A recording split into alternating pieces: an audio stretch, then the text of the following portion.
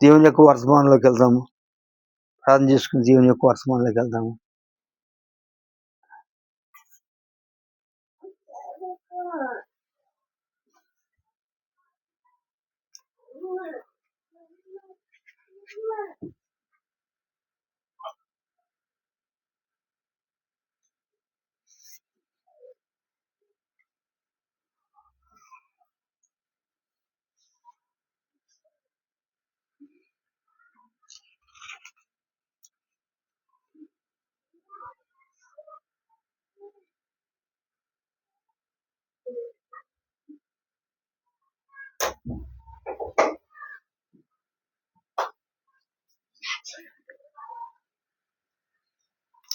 దినమందు భయభక్తిని గూర్చి కొన్ని బైబిల్ విషయాలను నేర్చుకుందాం. మనం సత్యం నేర్చుకుందాము. దేవుని ఎదుట భయము భక్తి. అబ్రహాము దేవుని ఎదుట సాగిలపడెను. ఆదికాండము 17:3. అబ్రహాము దేవుని ఎదుట సాగిలపడెను. ఆదికాండము 17:3 ఉంది. అబ్రహాము చక్కగా సాగిలపడ్డాడు. దేవుని ఎదుట భయభక్తులు గలవాడు, దేవుని విశ్వాసం గలవాడు, దేవుని యొక్క అడుగుజాడలు నడిచిన వాడు, దేవుని యొక్క భయము భక్తి అబ్రహాం ఉంది. అబ్రహాం అందుకునే నువ్వు వెళ్ళమంటే తెలియని ప్రాంతానికి, ఓ ప్రాంతానికి వెళ్ళమంటే తెలియని ప్రాంతం తెలియకపోయినా కానీ ఆ ప్రాంతానికి వెళ్ళాడు. అబ్రహాం ఆశీర్వదించబడ్డాడు, దేవునికి లోబడ్డాడు, దేవుని మాట విన్నాడు కనుకనే ఆశీర్వదించబడ్డాడు.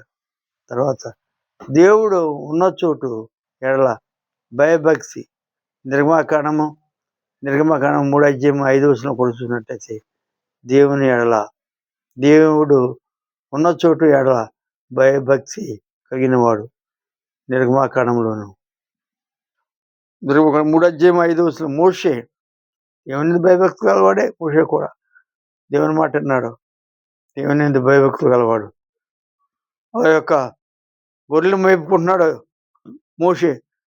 గొర్రెలు మేపుకుంటున్న సమయంలో దేవుని యొక్క స్వరం వినపడ్డది.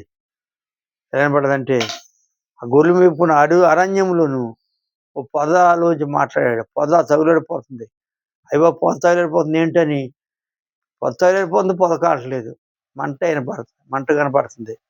వీళ్ళ దగ్గరికి వెళ్ళేటప్పటికి మోషే మోషే నీ యొక్క పాదములో చెప్పులు విడుమని స్వరం వినపడుతుంది. ఏంటి స్వరం వినపడుతుంది అనేది అసలు అక్కడ విడిచిపెట్టేసి వెళ్ళేటప్పటికి, నేను అబ్రహాం దేవుడను, యాకోబు దేవుడను, ఇస్సాకు దేవుడను, నీ దేవుడను, నీవు ఐగుప్తు ప్రజలను బానిసత్వం నుంచి నీ విడిపించాలి అంటే మోషే ఏమనంటే, బాబోయ్ నేను ఎక్కడ విడిపించగలను, నా వల్ల కాదు విడిపించడానికి, నాకు బాబోయ్ వాళ్ళు భయంకరమైన మనుషులు, ఆ పరువు భయంకరమైన వాడు, అది విడిపించాలంటే నా వల్ల కాదు, నేను నత్తుడినందుకు నత్తుడు నాకు వల్ల కదంటే అన్నాడు. నచ్చేది నీ తోటి నేను ఉంటాను, నీ యందు నేను ఉంటాను కదా, నీ ఎడల నేను ఉంటాను కదా అంటే, ఎలాగా ఉంటావు చూపించమంటే, నీ చేతులు నా కర్ర కింద ఏమయ్యేటప్పటికి పాము అయిపోయింది. పాము అయ్యేటప్పటికి తన తోక పట్టుకోమన్నాడు, మళ్ళీ కర్ర అయిపోయింది. అలాంటి ఆశ్చర్యకార్యాలు చేశాడు. అలాంటి కార్యాలు చేస్తాను కనుక నీవు నా యొక్క ప్రజలను విడిపించాలి నువ్వు అని అన్నప్పుడు వెళ్ళాడన్నమాట. వెళ్ళి చాలా కష్టాలు పడ్డాడు పాపం. కష్టాలు పడ్డాడు కానీ నడిపించాడు. తర్వాత ఇంకేం జరిగిందంటే, అరణ్యంలో 40 సంవత్సరాలుగా, 1 సంవత్సరం 2 సంవత్సరాలు కాదు, 40 సంవత్సరాలు అరణ్యంలో మన్నానే ప్రార్థన ద్వారా మన్నా కురిపించాడు. అరణ్యంలో 40 సంవత్సరాలు ఇశ్రాయేలు ప్రజల్ని 20 లక్షల కాలబాలను నడిపించాడంటే అరణ్యములో మోషే యొక్క శక్తి కాదు, దేవుని యొక్క శక్తి, దేవుని యొక్క కృప, దేవుని యొక్క నిజంగా ఆశ్చర్య కార్యం చేశాడు. దేవుడు చేత అన్నాడు, చేసి చూపించాడు. 40 సంవత్సరాలు కూడాను ఎటువంటి 40 సంవత్సరాలు కూడాను ఆయన దేవుని ఎడల భయభక్తులు కలిగి జీవించిన వాడు మోషే. అందుకునే దేవుని యందు దేవుడు ఉన్న చోటు ఎడల భయభక్తులు కలిగిన వాడు మోషే. అందుకని యెహోవా దేవుని ఎదుట ప్రజలు వణికిరి. యెహోవా దేవుని ఎదుట ప్రజలు వణికిరి. నిర్గమాకాండము 19 చూసినట్లయితే ఆ మాట ఉంటుంది. నిర్గమాకాండము 19 కూడా మాట ఉంటుంది. ఎలా వణికారంటే దేవుడు గొప్ప కార్యాలు చేశాడు, ప్రజలు వణికారన్నమాట. దేవుని ఎదుట గొప్ప గొప్ప కార్యం. మన్నా కురిపించాడా, పూరీలు కురిపించాడు, ఆహారం లేకపోతే ఆహారంగా ఇచ్చాడు. ఒక బండ నుంచి నీళ్లు రప్పించాడు హంగాన. అలాంటి కార్యాలు చేసినప్పుడు వణికారు, మరి జనం వణికిపోయారు అక్కడ. అందుచేత ఎందుకు వణికారు? ఆశ్చర్య కార్యాలు, అద్భుత కార్యాలు చూసి వణికిపోయారు. యెహోవా దేవుని ఎదుట ప్రజలు వణికిరి. నిర్గమాకాండము 19 మాట. యెహోవాకు గౌరవము చూపబడెను. యెహోవాకు గౌరవం చూపబడ్డదంటే ఇలాగే చూపబడ్డది.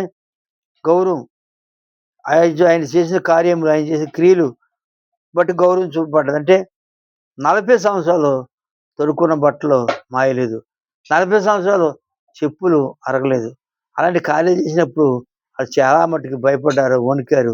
నిజంగా దేవుడు ఉన్నాడని ఆశ్చర్య కార్యాలు చేశాడు దేవుడని వాళ్ళు నిజంగా వణికారు, భయపడ్డారు. చాలా కాలం 40 సంవత్సరాలు కూడాను ఆ యొక్క అడుగుజాడలో నడిచారు, మోషే యొక్క మాటలో నడిచారు. కానీ చివరికి మోషే మాట 10 ఆజ్ఞలు పలక కేసం వెళ్తే సినాయి పర్వతం మీదకి వెళ్ళేటప్పటికి ఈ యొక్క వీళ్ళందరూ కూడాను అహరోను మాటని నందిని చేసుకుని ఊరేగించి బాజ భజంత్రాలు చేయటం మొదలెట్టారు. అప్పుడు ఈ యొక్క దేవునికి కోపం వచ్చింది. ఆ ప్రజలు ఏం చేయాలనేది మోషే కూడా కోపం వచ్చి 10 ఆజ్ఞల పలకని నేలకేసి కొట్టాడు. అది తర్వాత ఇలా దేవుడు వీళ్ళ మీద కోపడ్డప్పుడు ఆ సేనా పర్వతం చుట్టూ తిరిగారు తప్ప ఆకులు రాలిపోయారు వాళ్ళు. ఎందుచేత? దేవుని మాట ధిక్కరించినందువల్ల, దేవునికి ఉగ్రత కల్పించినందువల్ల, దేవునికి కోపం రేపినందువల్ల అలా జరిగింది. మనం దేవుని గౌరవించాలంట. దేవుని గౌరవించిన యెడల శ్రమలోంచి తప్పించబడతాము. యెషయా గ్రంథము 45 మనము దేవుని గౌరవించిన యెడల శ్రమల నుండి తప్పించబడతామంట. ఎప్పుడైతే దేవుని గౌరవిస్తామో, దేవుని యెడల భయభక్తులుగా ఉంటామో, దేవుని మాట ప్రకారం ఉంటామో, అలాగే మన శ్రమల నుంచి తప్పించబడతాము. అందుచేత అన్నాడు, నీవు నీ దేవుడిని యెహోవా మాట శ్రద్ధగా విని నేను నీకు ఆజ్ఞాపించిన ఆయన ఆజ్ఞలన్నింటినీ అనుసరించి నడిచిన యెడల ఈ దేవుడిని యెహోవా భూమి మీద ఉన్న సమస్త జనముల కంటే నేను హెచ్చించును. నీవు పట్టణంలో దీవింపబడతావు, పొలంలో దీవింపబడతావు, నీ గర్భంలో దీవింపబడతావు, నీ పశువుల మందులో దీవింపబడతావు, నీ దుక్కురెడ్లు దీవింపబడతాయి, నీ పిండి పుసుకు చుట్టూ దీవింపబడుతుంది, నువ్వు బయటికి వెళ్ళేప్పుడు దీవింపబడతావు, లోపలికి వచ్చేప్పుడు దీవించబడతావు. అందుచేత మనం దేవుని గౌరవించని ఎడల శ్రమలో పాలవుతూ ఉంటాము. అందుచేత యెషయా గ్రంథం తేటగా తెలియజేస్తున్నాడు, గౌరవిందామా, ఎంత గౌరవించామో అంతగా మనం దేవునికి విధేయతగా చూపామనుకో, దేవుడు మనల్ని దీవిస్తాడు, ఆశీర్వదిస్తాడు.